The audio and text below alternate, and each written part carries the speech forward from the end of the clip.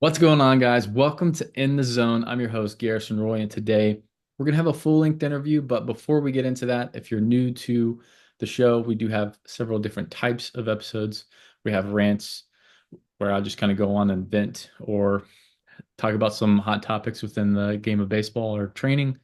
We also have mental minutes. Those are those quick mental game hacks to help elevate your performance, to help you stay in the zone. And then also deep dive educational explorations. And those are maybe diving into zones of skill acquisition or zones of training, zones of health and rehab, which we'll be kind of diving into a little bit today. But yeah, if you have any other future topics or guest suggestions, feel free to throw that into in the zone podcast 123 at gmail.com or text in the show notes below. But without further ado, we're going to go ahead and bring on Nick Rohlfs. He is the chiropractor for the Cincinnati Reds. What's going on, Nick? Not much, man. Thanks for having me on here. It's always a pleasure to, talk baseball, talk sports medicine, and keep pushing that needle forward. Oh, absolutely. Well, I'm glad that we're connecting over the Armored Heat, I guess, mastermind, if you want to call it that. Yeah, it's been pretty cool Um, getting all those people together and seeing yeah. see what everyone can bring to the table. Yeah, well, and everyone there is kind of having a growth mindset and trying to expand and make the game better, which I absolutely love, right? Because that's the whole reason why I coach or even do this podcast is like, hey, like we can always improve and get better at whatever it might be, whether it's return to throw, return to sport, help marrying the training floor or coaching guys to the medical side, which I think that bridge is something that has gotten stronger over the years that we talked about a little bit off air. But those the more communication that happens between that, the better off we can put the athletes in position to win. Yeah, no doubt. And having athletes first is obviously, what we need to continue to think about and keep pushing, forward thinking within the game of baseball. No doubt. Well, yeah, again, thanks for coming on. And we were talking again also kind of off air, and I was saying that my dad was a chiropractor, so I kind of resonated and I was like, hey, I haven't had a chiropractor on yet, so I got to have him on. And you have in the background in professional baseball too. I was like, yeah, this is a no-brainer. Well, I appreciate it, man. Yeah, it's been a fun run so far. I've been in the profession now for 10 years. So I've been with the Reds for 9 years, which has been incredible. I played baseball growing up. I played baseball at the University of Cincinnati and, always wanted to continue playing baseball. I think that's all of our dreams when we make it to a certain level. It's always like, what can I continue to go further? And I had an injury and a setback in college, and I tore my labrum and rotator cuff, and that was my sophomore year. I finished out my junior and senior year, and then um, I knew that going into chiropractic school would kind of put me in a position where I could stay within sports medicine, and baseball has always been my true passion and my love. So I had the opportunity to join the Reds 9 years ago, and it's been awesome. It's been a great opportunity, and getting to work with the guys on a daily basis, and and push my mindset within baseball and understanding of how we can keep these guys on the field it's been fun. It's been good. So I'm forever thankful to the people who have put me in that position. Oh yeah, no, I love it. And forgive me, I don't think I asked you, where did you go to chiropractic school? Not that it I really went matters. I went to a school in Chicago. It's called National University of Health Sciences. Yeah, that's where my dad started, but then he transferred to Logan Okay. downstate. Yeah, I have two associates at the office now that graduated from Logan, so that's a great school as well. Yeah, no, very cool. Well, obviously, having that background that you had within playing and obviously kind of having a setback of your own probably helped open up that lens to where you wanted to go into there and be like, hey, like this is how we can do things. And I'm sure looking back, you're probably like, this was in the dark ages. If I had all this tech and, information that we have now, maybe your baseball career could have been a little bit different or rehabbed and gotten back to playing at a different level. Maybe I don't, what are your thoughts of kind of reflecting on that a little bit? Yeah, no doubt. Just understanding now, like what I went through, in my rehab protocols from, the injury that I sustained is it's wildly different from what we would utilize today. And I mean, it was a standard like return to throw program where you're doing 10 throws at 30 feet, and Right. I mean, that's still being utilized today too by some people, and I would say that's, maybe the definitely the old ways of doing things. But yeah, I mean, the rehab protocols are way different nowadays. I think we're, pushing things maybe to a newer level with regards to how we rehab and making sure it's more of a full body rehab and as opposed to just focusing on, maybe the scapula and shoulder and so. Yeah, I mean, it's cool to see how everything's just evolving, and the different mindsets that are coming forward to baseball and bringing these new ideas and stuff, and and all the tech. I'm at a baseball performance facility 2 days a week, and we have all this tech, and sometimes it can be a little daunting when you're looking at the tech, but I definitely think there's good benefits from seeing the data and understanding how we can get guys back to the playing field just by understanding, what the numbers are looking like. Oh, absolutely. Well, and that's where people like me and you, the nerds, to translate for the athletes so they don't have to learn all that stuff, coming in. And I think me and you are probably around the same age where as this baseball was kind of trending a little bit more towards collecting data and stuff, we were also learning along with a lot of the coaches. Um, Mhm. whereas now some of the athletes, they could probably just be like, hey, is that good? Cool. All right, great. Yeah, Right. I think it's We also had that pretty. interest. Yeah, I think it's cool now because it seems like, and maybe there's still some cases where that it's the same today, but it seems like there's more communication between different specialties like strength conditioning, skill coaches, the medical staff, right? Whereas, years ago you had skill coaches who had no idea what a different rehab protocol would have been for a shoulder strain or a rotator cuff tear, whatever it may be. So I think it's cool now that we have coaches that are interested in what the rehab process looks like. We have medical that's interested in what the strength conditioning process looks like. And the more that we can marriage those together, the more we're putting the athlete, in a better case or a better scenario for recovering quicker or recovering better, as opposed to siloing out all those different subspecialties, where there's no communication and the athlete's just kind of sitting there like, I got one person telling me one thing, I got another person telling me another thing. So I think we're in a better, spot nowadays where, the communication is better, the understanding of the different subspecialties is better too. Oh, 1,000%. And the communication between that, like you said, not thinking in silos, but just more as a global team altogether is hey, this is what I'm doing for strength and conditioning for this guy. Okay, cool. Hey, this is what I have for this throwing program. And then, PT side be like, hey, yeah, he's, you know, progressing really well, or he's looking like he's ready to take on the next step of maybe a return to throw plan, or maybe, hey, like he had a minor setback within the season. So it's like, hey, yeah, I'm seeing all green lights here, or, each one of these may give a little check and balance, or like, hey, he may look good on the PT table. He might check off a box in the strength and conditioning realm where he might be strong enough for, hitting a certain number. But then as soon as he gets onto the field, the coach is like, I don't know. He's not quite ready. Doesn't seem to be as fluid in his movements, right? Which is a whole nother topic I think I want to get into with you too. Um, but there's a lot of those just kind of working together and be like, hey, even though you hit these green lights, we still have to hit, X, and then be able to kind of build off of that from there. Um, but I loved what you were saying earlier too, how you were like, hey, yeah, the overall viewpoint is not as isolated, right? Where you're saying like not everybody's just thinking about the shoulder or the arm, right? They're zooming out a whole lot more and looking at the full picture of, hey, what's happening on with the lower half and the pelvis is affecting the arm and the spine, and the neck is affecting all of those things too, right? So it's zooming out a little bit, seeing more of the whole picture, and then also further outside of that is, okay, hey, you got a batter in the box, you're in a different environment, taking all those factors into play now, um, and how that influences performance is pretty awesome. Yeah, no doubt. And I think that global picture is, obviously the way to go. And, as much as you can influence change with that full global picture, you're just going to put the athlete in such a better position to compete and to get back to the playing field, at a much better, um, you know, uh, a much better way of playing. Oh, I love it. Well, kind of piggybacking off that, right? I'm segueing into, I guess, getting a little bit into the DNS side of things. Because I'm familiar with it.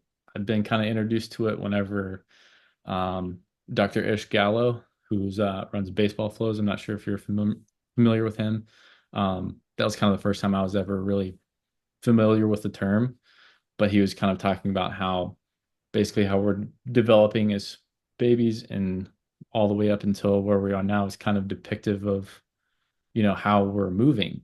And I think a lot of us in, the sports performance side of things is starting to look beyond just tissues or, mechanics as issues and being like, okay, hey, there's a neurological component to this.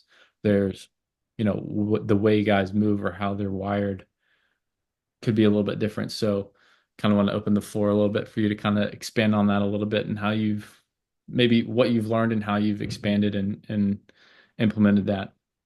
Yeah, so DNS is pretty cool. It's short for dynamic neuromuscular stabilization. I learned from Dr. Brett Winchester. He's a chiropractor in St. Louis. He runs a great seminar, and it's he was the chiropractor for the St. Louis Cardinals for I would say maybe anywhere from 5 to 7 years, and then he stepped away when DNS started to gain traction, and now he's been doing a bunch of seminars. But yeah, the basis behind DNS is it's a basically developmental kinesiology, right? We're looking at trying to imitate the way that a baby is developing through their natural progressions, and we're trying to take that into different rehab protocols. So, like if we're looking at as initially we're looking at breathing, right? Like learning how to create intra-abdominal pressure and how to create pressure within the system of your abdomen to help stabilize the spine, the pelvis, and create better centration for the hips, right? That's, initially, we're going to look at how a person's breathing, increasing pressure with their breath to give the pelvic floor, give the diaphragm, better function, which is going to help increase stabilization of the spine, which is going to help increase stabilization of the pelvis and the hips and create better centration there. But that can also stem up the spine too, right? If we have improper breathing patterns, if our diaphragm isn't, functioning in its true capacity, it's going to create, different restrictions within the spine, which can lead to, increased kyphosis of the thoracic spine or rounding of the thoracic spine, which then can also lead to some tilting of the scapulas, right? Putting the shoulders in a little bit more of anterior tilt, right? We're getting a little bit more of that internal rotation of the shoulders. So there's a lot to learn from just understanding how breath work can play a huge role in stabilization and functionality of an athlete. And then further from there, we can, take DNS into rolling patterns, right? Where now we're looking at, contralateral and ipsilateral patterns of how somebody moves. And then that can stem into like bear positions, right? We're on all fours and we're creating stabilization in those positions. And then we can start looking into like crawling patterns as well and how we can create different stabilization there, but it all stems into like a contralateral movement where we're trying to activate the spine in different, I'm sorry, the body in different slings, and we're trying to activate those different slings to create, locomotion, movement, stuff like that. So it's awesome. I mean, it's done a great bit of benefit for my practice, but also our athletes too, because it can put you in positions where, for instance, like a 3 month prone position is basically just having an athlete lay on their stomach, getting their arms into a position where they're kind of like up above their head, near their, with the crease of their elbow, near their ear, and then trying to activate through the scapula and serratus anterior by kind of pushing away, retracting the chin. So you're working like deep cervical neck flexors, you're working serratus anterior. So it's wild just getting, some of these professional athletes in that position and having them understand like this is what activation of your serratus actually feels like. And then there's so many different, different opportunities you can get from that position to help activate the serratus even more and just get them to understand like that neuromuscular input to that area. It's pretty awesome. Oh yeah. Well, and especially like how often are guys like doing things off of the ground? I mean, maybe 10 years ago, the main exercises were like your planks or your push-ups or like the probably the best one was like a Turkish get up, but now it's like, hey, we got a lot of other stuff we could do to kind of help build the relationship with gravity and how you kind of move and, you know, just like you were talking about locomotion and things, how your body flows within those positions versus you see a very rigid mover. I'm sure you could probably see this, especially at higher level. Guys who are really herky jerky, tend to have a lot more strains and things like that because they might tend to muscle up a little bit more versus a guy who's maybe a little more fluid, right? Like they might still have those issues, but it's going to be a lot more, smooth, a little bit more pleasing, aesthetically pleasing to the eye, right? Because you can see kind of all that energy transfer of everything, and it's just like looks effortless. For sure. It's also wild to think, and you could go down a whole rabbit hole with this too, but like we have so many different like assisted so we're gonna take it way back to like babies and development. So if you think of all the things we have nowadays that help assist our babies in movement, like a bumbo seat, right, where they're sitting up too early, or like a little walker, right, where we're putting kids in walkers before they even know how to kind of stand up on their own, right? So we're creating these environments of movement for our children that are not necessarily going along with their development kinesiology wise. So it's wild if you just put a baby on the floor and let them continue to figure out how to move. It's crazy how they just continue to develop those different you know um, movements, as they age. So, it's interesting to see how that will play out as, some of these kids get older and, kids that have been in like a seated position from the day they were born, or, how that plays out as they turn into, the athletes. It's interesting. It'll be interesting. Oh, absolutely. Well, again, that's like even more zoomed out because kind of what I was depicting in that picture was like, hey, are you looking at the body as in isolation or as the whole or the environment? Now you're even looking back into the timeline of how they were developing as a kid, Mm. even to where they are now. And obviously, you probably taking notes of guys' injury history and things like that, right? You're going through their entire story of what leads them up to now, right? Mm. 'Cause they're never going to be the same person twice. And even as they develop, maybe they're going through their careers like, hey, who you are in 2022 probably isn't the same who you are in 2025, right? For Like sure. they're going to change, whether good or worse, right? Like as guys get older, they're going to have to make some adjustments, whether that's within their training or maybe even mechanical adjustments. And that's where you're talking to the skills coach to be like, hey, Jimmy over here can't physically get in these positions like he used to. So we need to make some type of adjustment. Maybe we need to change his pitching arsenal. And again, that would be on him to make those calls. But, you're just saying, hey, this is what he's physically capable of doing time in and time out. And you're just kind of relaying that information to help them kind of run with it. Yeah, no doubt. For sure. Um, well, one thing too that I noticed on your profile um, was that you were also certified in dry needling. And for those who are unfamiliar with dry needling is, I honestly wasn't even familiar with it until 2019. It was totally new to me, but imagine like dry needling with a stem is like almost putting a um, like a Mark Pro on your muscle, but like all the way on the inside, so you're getting like a full contraction. And it's Mm. it's pretty wild, and you kind of help release some of that tension and help get a whole lot of range of motion in my arm. But I wanted to kind of also touch on that with you since you are specialized in that and kind of go a little bit more in depth. Yeah, for sure. So dry needling is, and obviously it's a great modality just to help with overall, function and like things like increasing range of motion, reducing trigger points, reducing muscle tension.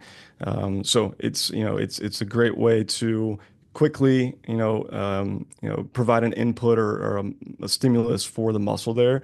Um, so we're taking an acupuncture needle. They can range in sizes. So, you're obviously going to use a longer needle for muscles in the hip there. Some of the smaller needles for muscles in the forearm, or just those more delicate muscles. So basically what it is, there's different ways of dry needling. Sometimes we can use it with electric stimulation. Sometimes we can just get in there and we can do like some micro trauma to the muscle where, we're kind of getting the needle into that muscle and we're trying to elicit a twitch response from the muscle, which means we've kind of hit that muscle belly. We've allowed the muscle to feel that stimulus of the needle there, and it'll give like this little twitch, which is a good response. Is what we're looking for. But essentially, like I said, it's a great way to provide some good input for that muscle, free up range of motion, reduce some of the trigger points in that area, and help with the overall function. I think one of the biggest things is like when we're doing dry needling, we can use trigger points basically as a roadmap to tell us where dysfunction is, right? So like if we look at the shoulder, you see a lot of guys that have trigger points through the trap, through the levator scap, through the rhomboids, right? That'll show us like, is the scapula moving well? Probably not. There's a bunch of trigger points here, protective mechanisms that are occurring because of maybe some alterations in movement or some lack of stability or, control of the scapula and shoulder there. So yeah, we can use dry needling to help free up some of those trigger points to help get the scapula to move in some different positions. But I think one of the biggest things and mistakes that maybe people aren't utilizing right after their dry needling is like a muscular response for strengthening of that area, Hmm. right? Sometimes we get in there and we needle immediately, we free up all this range of motion, we allow the patient or player to feel this new range of motion, but we're not necessarily understanding how to control that new range of motion. So essentially, we're gonna fall right back into those protective mechanisms the next time we throw or the next, exercise or lift that we do.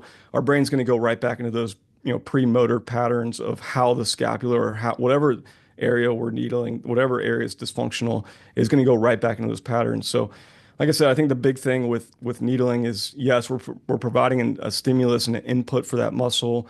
We're freeing up muscle tension. We're easing some trigger points. We're reducing dysfunction, but we've got to also reduce dysfunction with better control and better, you like neuromuscular strengthening of the muscles in that area to really help elicit a better change there.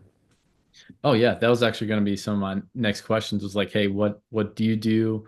What don't you do? I've heard some horror stories where some guys they go get dry needle and they're like, hey, I'm gonna go throw max effort the next day. And I'm like, dude, I don't think you should do that. You got to teach your body kind of how to move and accept that new range that you got, right? So what are some things or maybe like a step by step, obviously not in an absolute way, but let's say you just dry needle the guy's scap area and now you're trying to get him back to playing, but it wasn't anything like to where it was gonna put him down for the count for 2 or more weeks. How would you progress them back to 100%?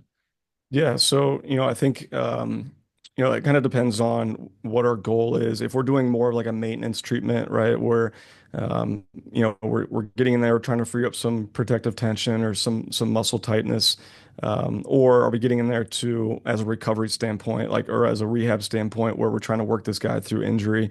But if we're on the lines of just kind of a maintenance kind of recovery overall.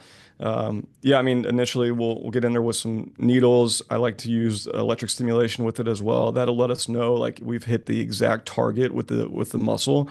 Sometimes like You get obviously sore right understanding after it too. understanding your anatomy is like the utmost importance when you're needling, right? Because you can obviously tell pretty quick if you get a needle in there and you put stem on it and it doesn't do anything, right? You've realized that you really haven't hit that muscle.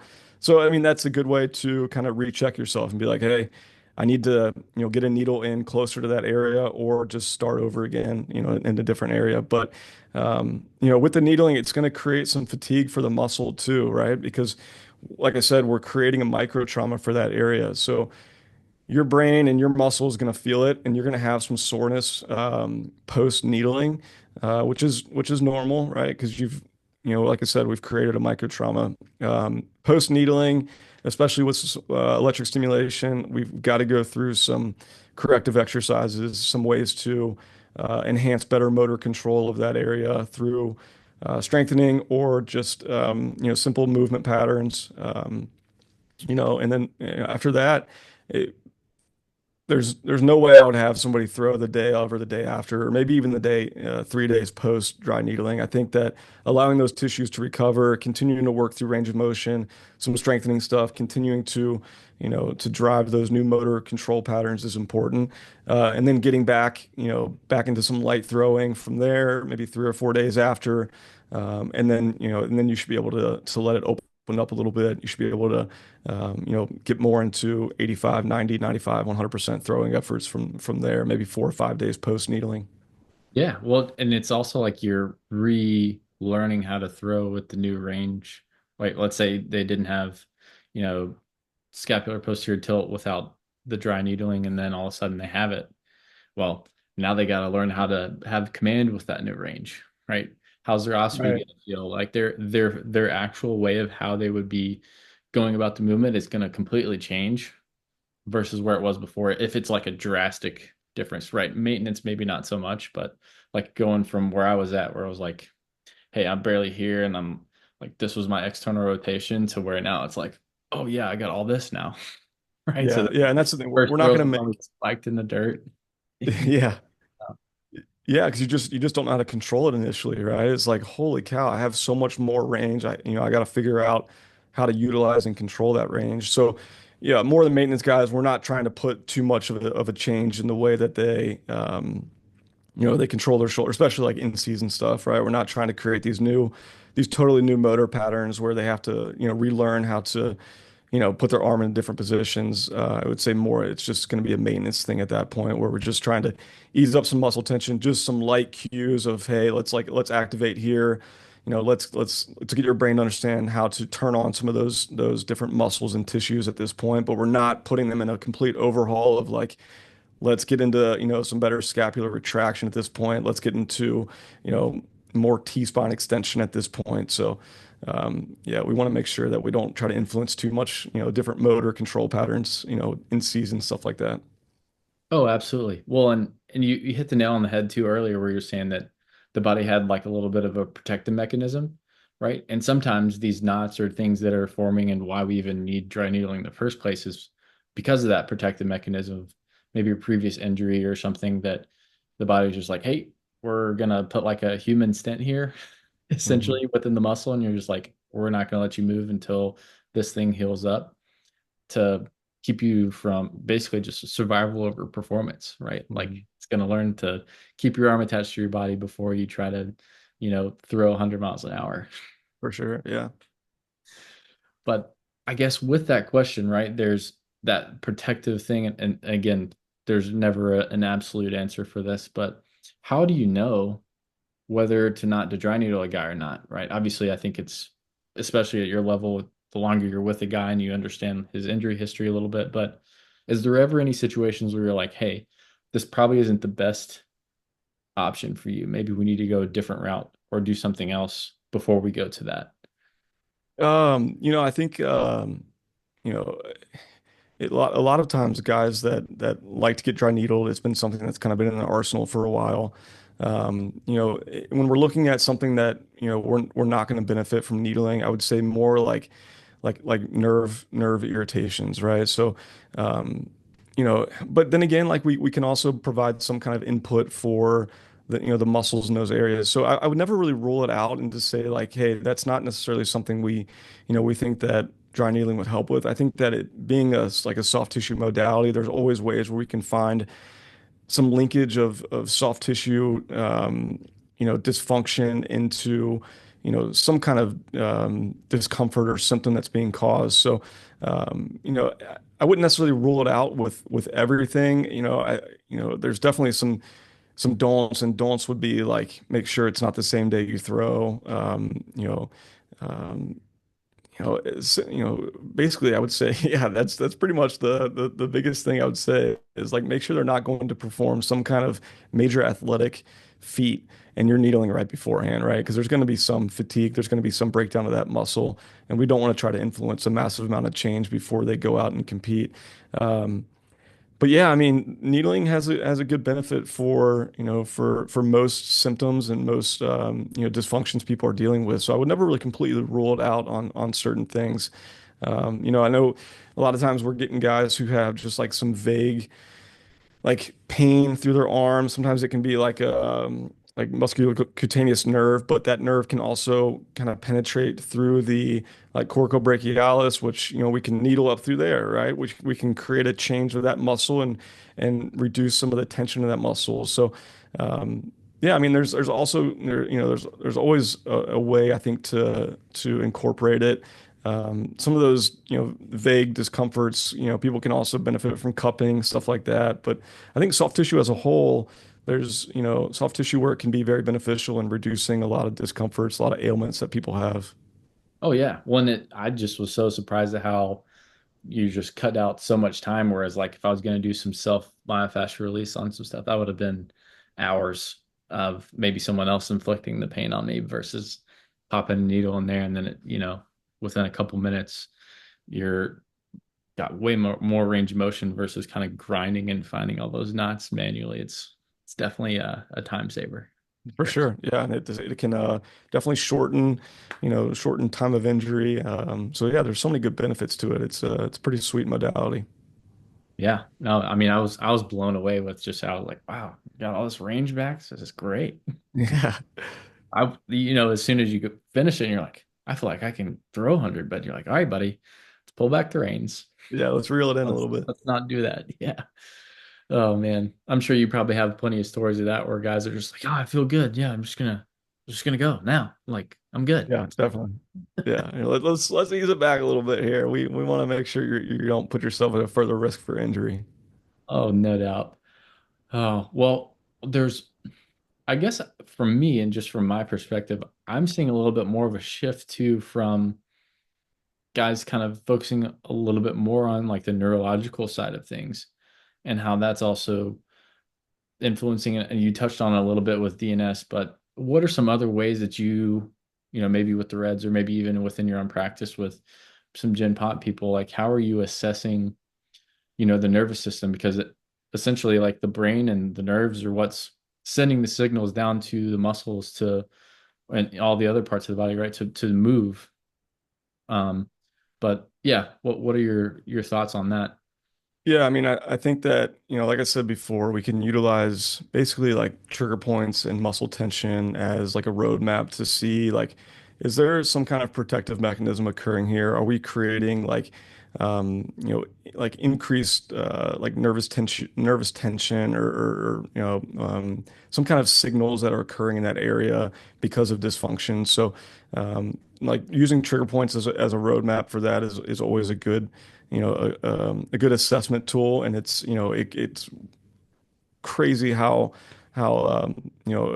almost perfect it is when you're looking at somebody and how they move and um, looking at the trigger points, looking at the areas where they have dysfunction and seeing how they move, it almost correlates 100%. So, that's always a good way to see the correlation between like nervous tissue buildup or tension, and then like protective mechanisms of those areas. So, that would be one way. Obviously we're always looking at the spine, as basically a first case or first area that we're going to assess is like let's look at the spine and see like how things are moving.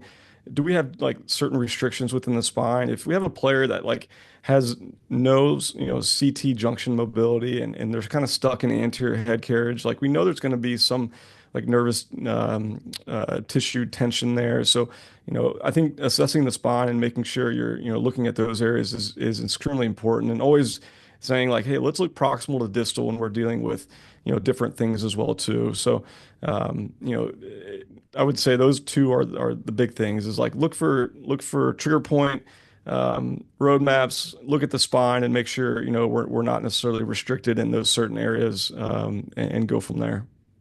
Oh yeah, 100%. Because I mean, hey, if you're not looking at the trunk, right, but you're trying to make something happen with the arm or with the leg, you're kind of focusing on the wrong thing, right? That's the kind of magnifying glass of isolation, if you will, right? Where you're so zoomed in on one piece of the puzzle that you haven't zoomed down and be like, oh, this is actually because the pelvis is off, or hey, because his T spine is compensating for something, so that's why he's not able to get some external rotation, right? The clavicle is not moving, right? Like you said, proximal distal, I think is huge. Yeah, definitely. And I mean, I'm not sure what your thoughts are on posture. It's like there's this love-hate relationship with people that say posture is, that doesn't matter what people's posture is, and it does matter what people's posture is. And I would say I probably sway to this side of like posture is important. So, Sure. It's more yeah, of I a mean, starting position, I think, right? yeah. And just again, my kind of opinion, like, hey, your resting posture, I think, doesn't matter as much versus like when you're moving. So, for example, like just assessing a scap, like as soon as he starts to move, and then, maybe he has a little bit of depression, but it's just kind of locks right back up. I've seen that happen before, and I'm like, hey, you know what? I'm not super concerned about Mm. the resting position, but hey, am I gonna kind of flag that and keep an eye on it in the future for other things that might happen? Yeah, for sure. Definitely. Cool. Well, if you did have someone like that, right? Do you focus a lot of your time and energy on correcting the posture, or do you think it's more beneficial to correct just the overall function of it? So I would say, looking at active motion is important, just like you were saying, right? Where like if you have somebody who's stuck in a little bit more, scapular depression on one side, but the second they move their arm overhead, it kind of resets and gets into a good position. So, I think that working through the active motion and seeing how people move is important, right? It's I think movement screens are okay. Yeah. Because I would say I was like heavy on movement screens for a while, but then like when you look at somebody actually like performing the act of throwing a baseball, right, it's like it's done at an insanely higher speed than the movement screen was done at. So I think You it get a can lot give you more, you're getting a lot more contextual information too, right? for Versus just, sure. hey, let's do an overhead squat. And again, nothing against overhead squats. I still use those from time to time to kind of use as a catch-all. But you're right. It's a one data point in time. Like maybe you did it back in spring training, and then the middle of season, you're like, hey, I haven't really seen the progression or how that's changed since then. But I have seen you throw, I have seen you hit, or I have seen you perform and move around. And especially when you're with guys day to day, you can also kind of tell like that's an assessment of itself, right? Is Mhm. you're keeping the main thing, and seeing how that performance is indicative of, hey, do we need to make an intervention here or not? For sure. Yeah. And I think that's where like, having good, feedback through video and stuff like that, and making sure we're constantly looking at those things and, breaking down, um, just different movement at the speed of play is important too. Oh, 1,000%. Well, now, especially at the pro level, you guys have all the technology to get in-game, biomechanical reports and stuff like that. So, you can kind of look at that and maybe see like, oh, hey, there's been a massive change in this guy's extension, within a certain parameter, right? Like not crazy amount, but like, hey, it's usually 6 foot extension and now it's like 5'7". Hey, what's Mhm. going on there? Right? Maybe it's not something that's physiological. Maybe you're just talking to him, or the skills coach is talking to him and he's like, hey, like, what are you trying to do? Oh, well, yeah, I'm just trying to like, you know, maybe change something with my lower half. And I'm like, okay, well, that influences that extension part. Or maybe it's, something completely different where you guys are seeing the velocity drop down and you're like, okay, is this central nervous system fatigue? Is this maybe, you know, throwing on shorter rest? Maybe his chronic workload is a little bit higher than normal. So you guys can kind of look at that bigger picture. But um, I guess without giving away too many specifics, at what point do you, if there's no injury involved, when do you guys, as practitioners, kind of intervene, or maybe do you just kind of nudge them for maybe if they're coming to see you for some treatment, dry needling or whatever, and that stuff in the back of your head? Are you also trying to maybe find out and address some of those things, or do you just leave it be until maybe the performance drops? Yeah, I think it's important to look at if there's poor performance and pain, right? I think like if we see that there's if a player's dealing with poor performance and they're in pain, I think it's time to like say, hey, let's look at the biomechanics. Let's see if we can make a change there. All right. If they're not dealing with both of those, I would say it's not necessarily, something for us to continue to tinker with maybe. But I think like poor performance and pain is indicative of like, hey, we got to make a change. We got to see what's going on here. Yeah. Well, no, spot on. I mean, for an example, I won't name any names, but there was one particular athlete that I was um, asked to kind of assess from just looking at video. And obviously they were like, hey, his velocity's dropped, 2, 3 miles an hour within the past couple starts. I'm like, okay, good info to know. Um, and from there is like, hey, yeah, these certain movement patterns are changing, like horizontal abduction wasn't nearly as much. Uh, and that was being flagged on the biomechanics report too. But then you're like, okay, so where do we go from here? Do we do some dry needling in that area, even though he's in the middle of the season, right? Maybe catch him right after his last start to allow him to recover a little bit more? Or is this something where maybe you just kind of put on the back burner and depending on where he's at in the season, let's say it's in the middle of the season, you're just like, hey, this is something we need to tell him that he needs to work on and improve in the off season, right? There's definitely an art to it, but let's say you were thrown that scenario, what would you have done maybe with that in mind? Let's say Yeah. it So was I think, July, yeah, some I middle. think, if you're looking, so was he having some poor performance as well? Yeah, so wasn't going as long as in games, Yeah. duration wise. So like he's obviously a starter. So instead of going 4, 5, 6 innings, he was going like 3 or 4, just like really, really short. Um, then the velocity was even down even early on. Yeah, I mean, I think it's important to make sure at that point you're kind of bringing everyone in together and saying like looking at the biomechanics, seeing if they're looking at talking with the pitching coach, saying, hey, have you seen anything here as well too? Making sure you're having that collaborative approach of seeing what's going on with that athlete, and then like making sure you're covering all the bases of his like outside world too. Like how's his nutrition? How's his sleep? How's everything else going too? Like, how's just having a full picture of, what that player is going through at that time. But I think, for me, maybe trying to influence some kind of change for some different neuromuscular control of those areas.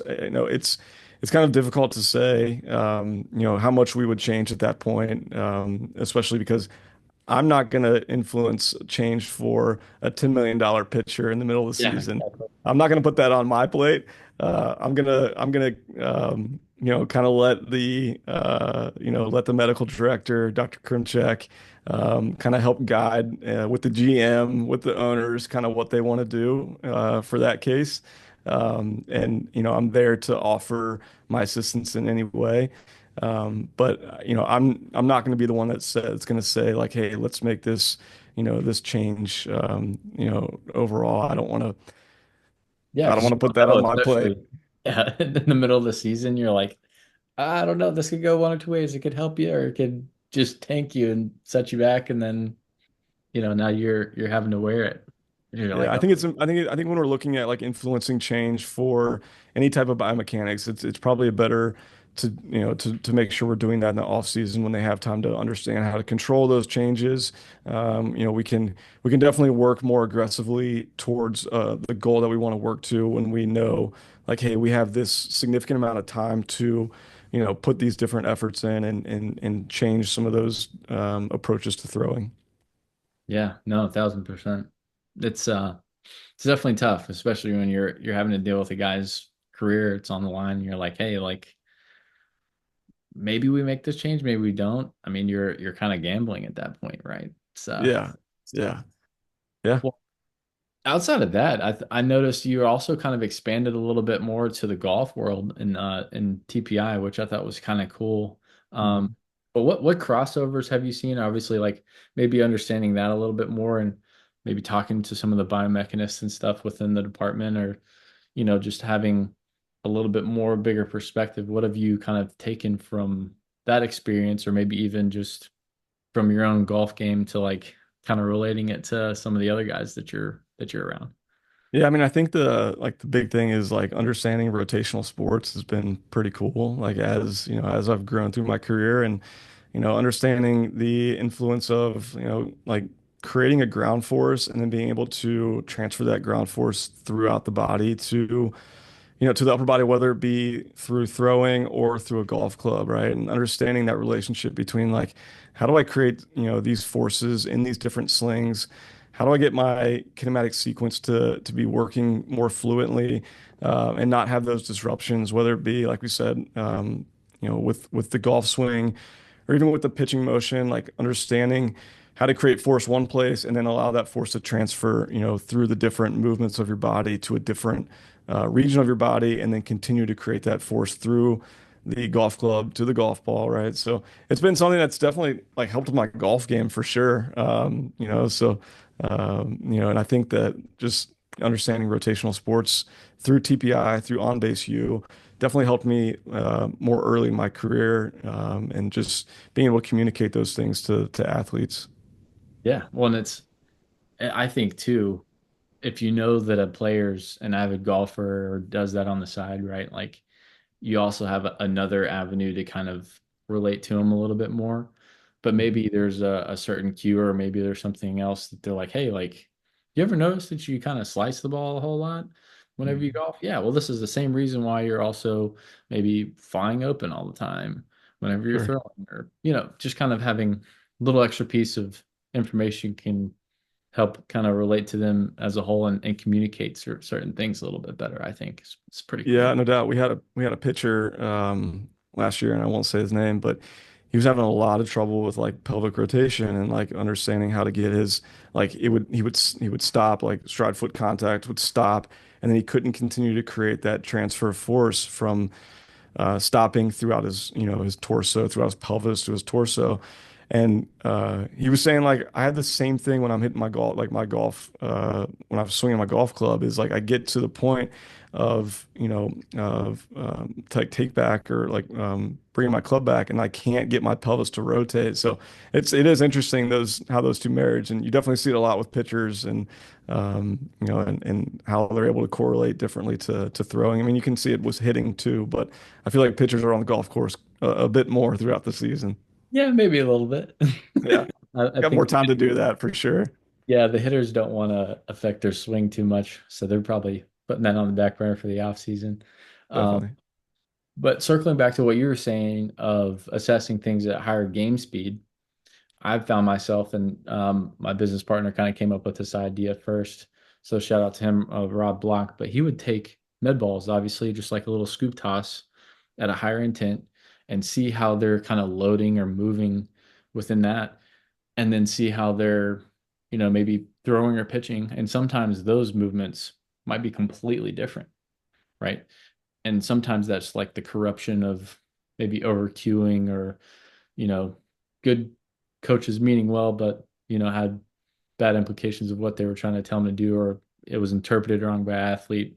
So now they're like extending off their back leg way too soon, not rotating. So probably a little bit more on the amateur side, but um, really interesting to kind of see. And obviously having that same thing at a higher intent, rotational movement, seeing how those maybe are the same or different. Yeah, no doubt. And I think that's awesome. I think a lot of those like corrective movements can definitely be incorporated more into like an amateur scenario. Whereas like you look at a lot of guys and professional athletes, and a lot of them are just elite compensators, right? Like they really know their body at that point, and they've done really well, to obviously to get to professional baseball. And it's definitely like we talked about before. It's hard to make some of those changes because they've been so used to compensating into some of those different positions. But yeah, I mean, having more of like an active screen like that is good to, just assess that movement at a higher rate, at a higher velocity, at higher speeds.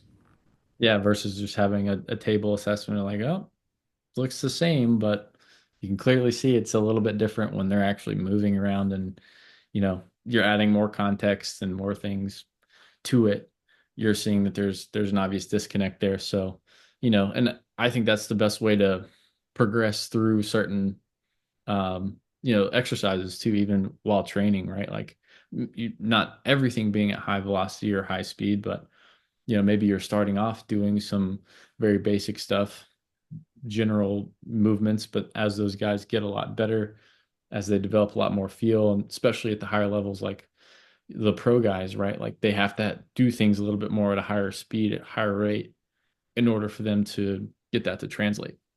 For sure. Definitely. You got to be able to elicit that change at a higher rate because it just won't cross over at those slower speeds. That's it. That's it. Well, Nick, what else do you got for us? What else have you been diving into or kind of looking into maybe for this off season to maybe expand your toolbox a little bit? Yeah, so every year I go out to Arizona and I do a seminar with the Reds strength and conditioning staff. It's the FRC internal strength model. Um, it's pretty amazing.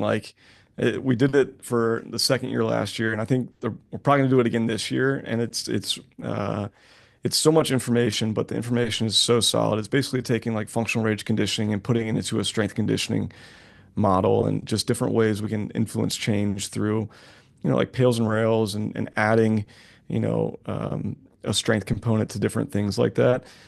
So yeah, I'm definitely interested in continuing to learn more, with that. And there's, just other little things to stay on top of with regards to like manipulation and just how we can utilize manipulation to influence a change of, restriction and create, more fluent movement throughout the spine and body. So I'll do a couple things with that as well too. But yeah, I mean, ready for a good off season and get back into spring training in in February. So I'm always excited for this time of year is a nice time to just kind of get all my CEUs and do a lot of continuing education, and obviously have my practice here, and but continue to push myself learning and some forward thinking stuff before we start next season.